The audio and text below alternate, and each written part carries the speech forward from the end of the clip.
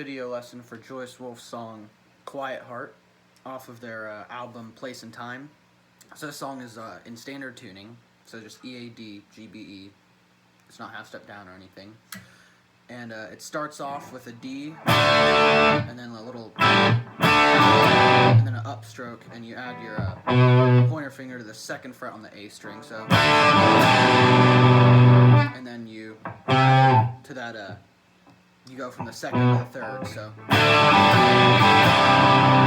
you do that, you hit the D, and then just a vague upstroke, and then the second, and then another vague upstroke on the third fret, so it goes. And then sometimes you add a little, you know, upstroke here or there, or a flourish or something, especially live, but... And then it goes to a F, which is just, you don't play the, I don't think he plays this, the F on the low E. So just 3, 3, 2, 1, 1. So.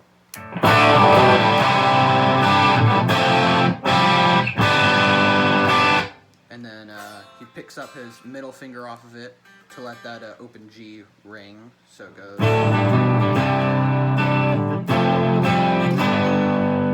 And then he slides up just 2 frets to make that a G chord. And that's basically 1 rep of the main riff, which is also the chorus. So it goes like this.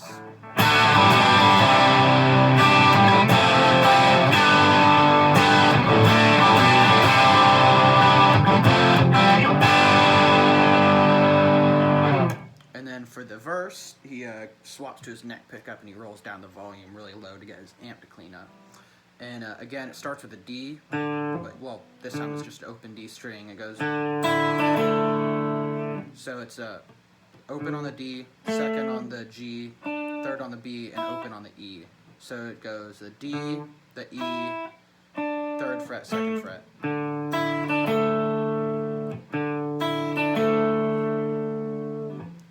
And then after that, it's this C. It's just a C that he hammers on his pinky from on the third fret of the D string. So. And then he picks this C and then the open G, and then he hammers it on again. Now sometimes he'll go live. He'll mess around with hammering on with that middle finger instead of just the pinky.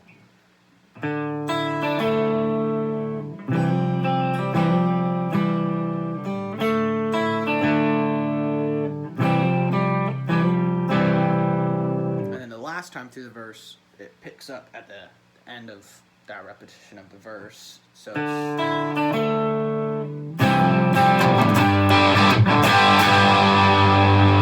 and then it's you play that G there at the end instead of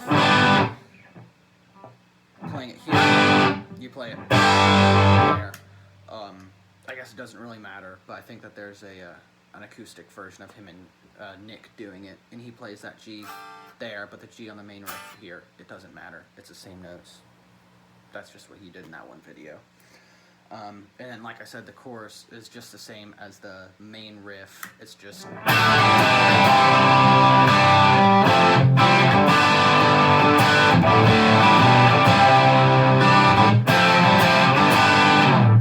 then verse again, same thing as the first verse. And then the next different part comes after the second chorus. It's a bridge, an interlude, whatever it is. And it's you start on this D, and it's the picking strumming pattern goes. So it's like 1 and 2 and 3 and 4, or 1.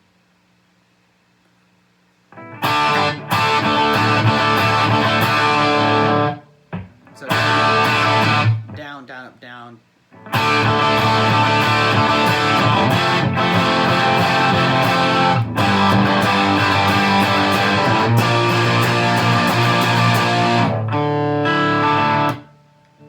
And then the chords for that section is this D, F, a G, and a B flat, which he plays again up here. I just pushed it down there just from that one video, and maybe live. But So it's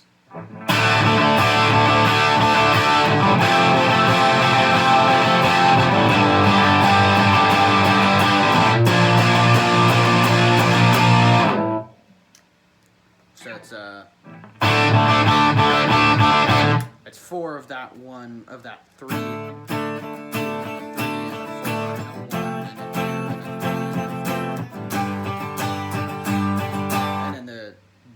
That B, it breaks the pattern a little bit.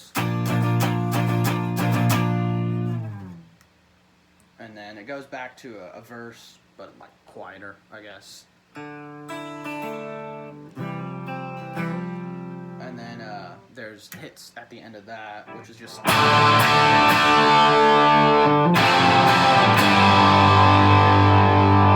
then there's a drum fill there. And then they go back into the final chorus, which is same as the choruses before, and then it gets to the solo, which is an outro solo. And there's actually a video of Blake on Facebook explaining this solo, but I tabbed it out for how it is on the record, note for note, or at least almost note for note. And there is a tab for this I made. You can find on Ultimate Guitar. I'll probably put a link in the description for it too. But the solo is in D minor. And it starts here, 13th fret on the B string, just a whole step bend up to the 15, so it goes. So you got that 13 bend, and then 10, 10, so it's a 13th fret bend, and then 10 here, 10 here. So... And then there's 13 to 10 pull off here.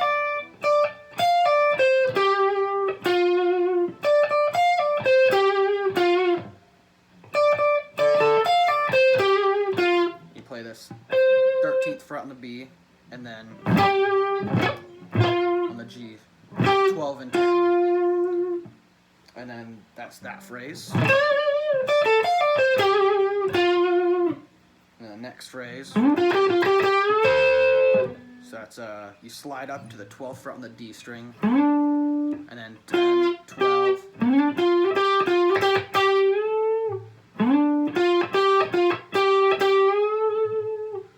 So it's a slap the 12th, 10, 12, 10, 12, 12, bend up to the 14th fret, bend up to that A right there.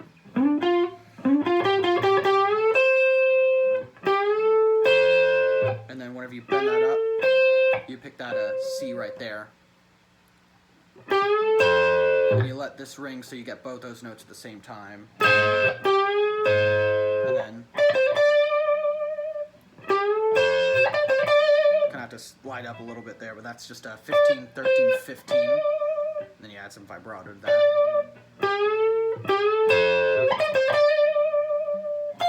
And then the next... So that's that that phrase. And then the next one is that's just pretty simple. It's 13 on the E, 15 on the B, and on this 12 right now, just bend it twice lightly. That's about a half step. It's not really a clear, you bend to this note and hold it. It's just you bend it to move the pitch a little bit. And then this next one, probably the hardest phrase here. So he plays 15, 13, 15 on the B and the E. And then he slides from that 15 all the way up to that 20. He doesn't pick it again whenever it gets to that 20, so... Well, he slides up and bends it, and then he picks it again on that bent note. So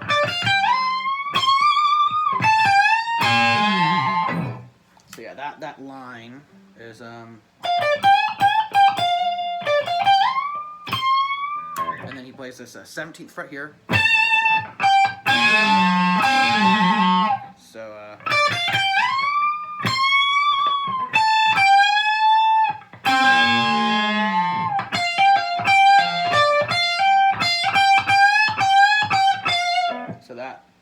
right there. So, yeah, you're up here, play at 17, and then you bend on the 20th fret, whole step, up to that 22nd fret note on the B string.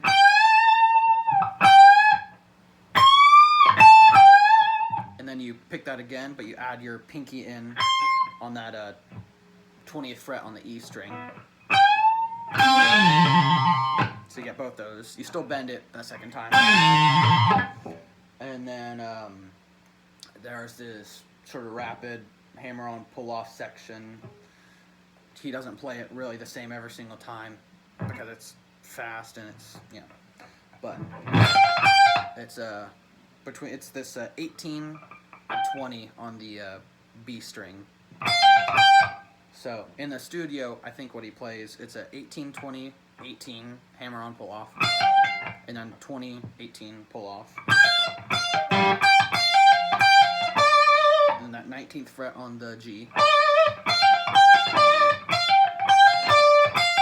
and then a 18 and 20 hammer on, and then he picks 18 and picks 20. So that is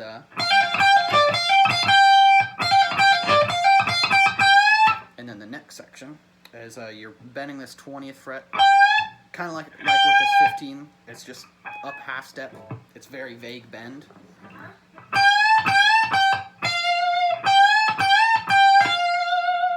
So you do that twice.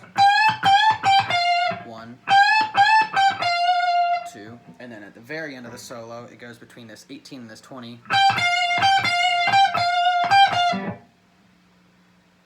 4 times. That's pretty simple. And then,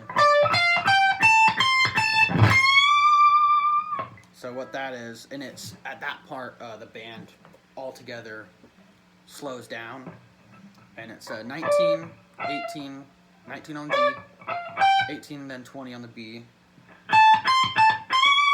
and on the high E, that's a 17, 20, 17, and then last one, you bend that 20th fret up to that D. So the full solo.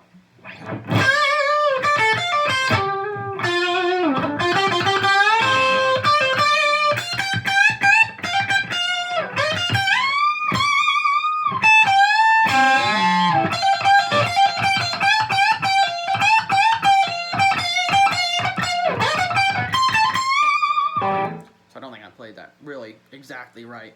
You know, there's a couple spots where if you change one note, it still sounds right, and I think he does change. He doesn't play it 100% live. He plays it very similar, though. And yeah, that's this lesson for Quiet Heart by Joyous Wolf.